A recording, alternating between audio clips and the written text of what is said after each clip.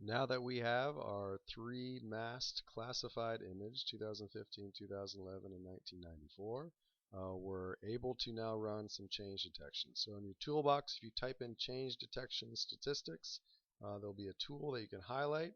It looks like this one. It asks you to select the initial state image. Our initial state for this example is going to be the 1994 masked SA for study area. We'll say fine. The final state image we want to look at for this one is the 2011 masked SA. We're going to say OK. And now we need to tell it what different classes we want it to go. So we can match up unclassified with unclassified, the 1994 forest with the 2011 forest, 1994 water with the 2011 water, and so on, right? So we're saying these are the pairs, this state, we're looking at these different examples. We say OK. We want to report everything here. We do want output classification mask images. Make a file. We're going to choose it, and in this case, we're going to say from 1994 to 2011. You can call it whatever you want, but this is what I'm going to call it. Say OK, and then OK. It's thinking. It's doing its job.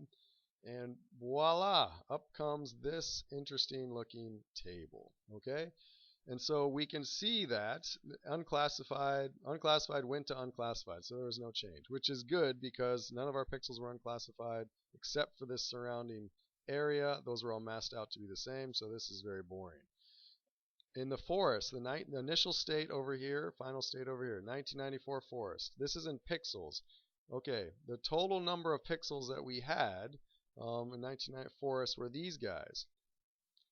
309 million or whatever that number is. In 2011, this number of pixels was left as forest.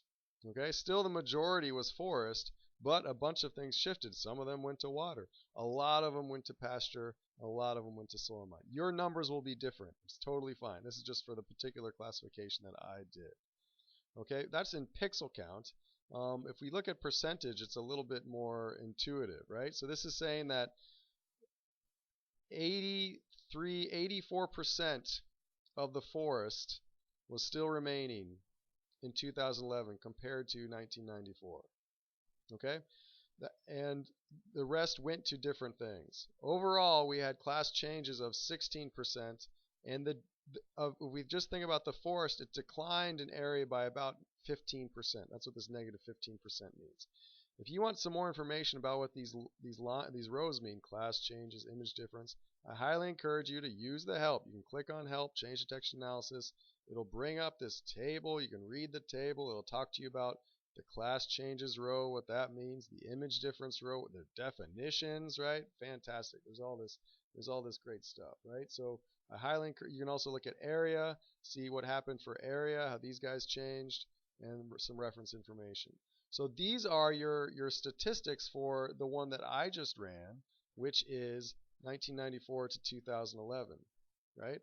So we can take this information, if we do it in square meters or whatever the case is, we can take this information and we can take a look at making our calculations for things like the deforestation rates. These numbers are so big, I think it's actually there's a minus here. I think it's sort of missing out the minus from the 94 to this one, but it's because it's such a number that you can't see it in that particular column. We can see it over here. So these are the values that you can use to start to think about deforestation rates. This was all done using a single ROI, which is carefully chosen, and this allows you to quantify what is truly a terrible change in the Amazon, looking at what's happened to the virgin forest from 1994 to 2011 to 2015, right? And so this is the point. You can use those change detection statistics to start to quantify the change, and depending on how confident you are in your accuracy, how robust those numbers are going to be.